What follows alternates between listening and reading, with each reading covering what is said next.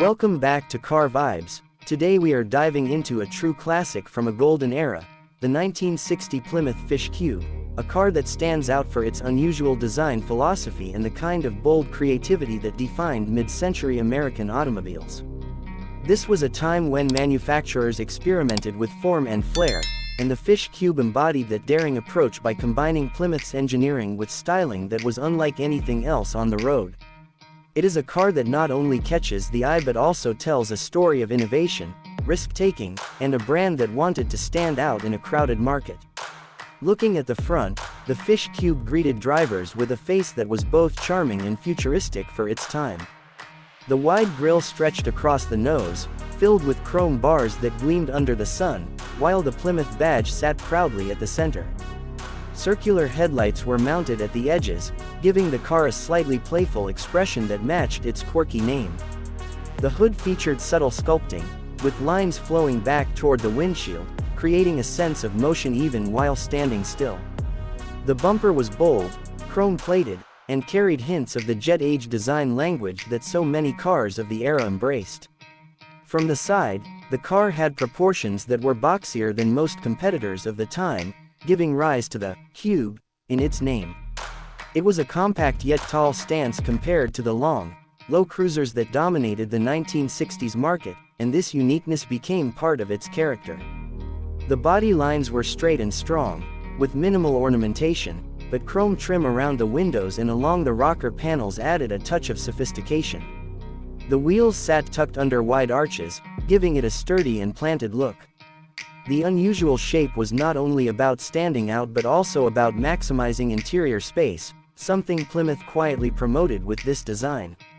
At the rear, the Fish Cube continued its distinctive styling with squared-off tail fins that were smaller and more practical than the exaggerated fins of the late 50s, but still present enough to tie it to the era.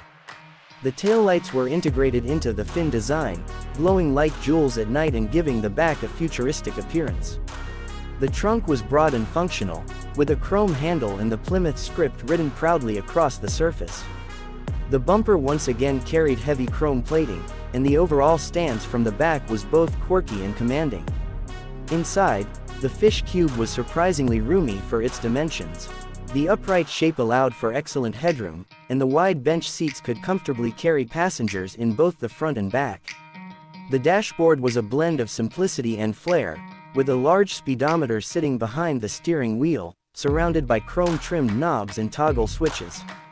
The materials were typical of the era, with vinyl upholstery and painted metal surfaces, but Plymouth added small touches of elegance, such as patterned inserts and bright chrome accents across the dash.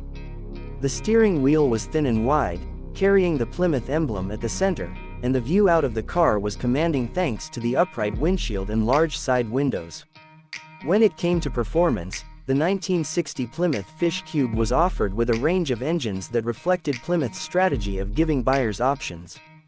The base models came with a modest inline-six engine, providing adequate power for city and highway use while keeping costs down. For those who wanted more performance, V8 options were available, adding real muscle to this otherwise practical-looking car. The ride was soft and comfortable, tuned for cruising rather than aggressive driving, and the steering was light, making it easy to handle in traffic. With rear-wheel drive and simple suspension, the Fish Cube wasn't about performance thrills, but it delivered reliability and usability that buyers of the time valued. Fuel economy was reasonable for the era, though by today's standards it seems thirsty, but what it offered was a balance between style and substance. In terms of pricing, the Fish Cube was positioned as an affordable, slightly quirky alternative in Plymouth's lineup. It was never meant to compete with luxury sedans or performance coupes, but instead carved its niche as a practical car with a personality. Buyers were drawn to its distinctive look and the fact that it offered good space and reliable mechanics at a fair price. Today, the Fish Cube has become a collectible, not so much for its rarity of engineering but for its unique place in design history, often drawing attention at classic car shows for its unusual lines and memorable name. For those considering the Fish Cube as a classic car purchase today, the suggestion would be to appreciate it for what it is, a rolling piece of history with character and charm. If you're looking for raw power or modern luxury, This won't deliver, but if you want a conversation starter, something that reflects a bygone era of experimentation, it's an excellent choice.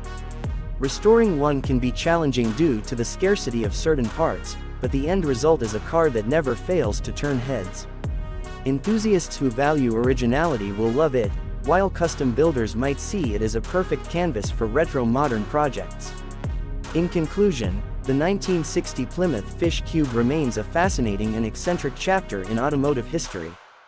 Its bold exterior, spacious and quirky interior, reliable performance, and approachable pricing made it a memorable car in its time, and today it stands as a collector's item for those who love cars with personality. It was never about blending in, it was about being different, and in that mission, it succeeded. That wraps up our review. Thank you for tuning into Car Vibes, and don't forget to subscribe for more in-depth reviews of both classic and modern cars that continue to shape the automotive world.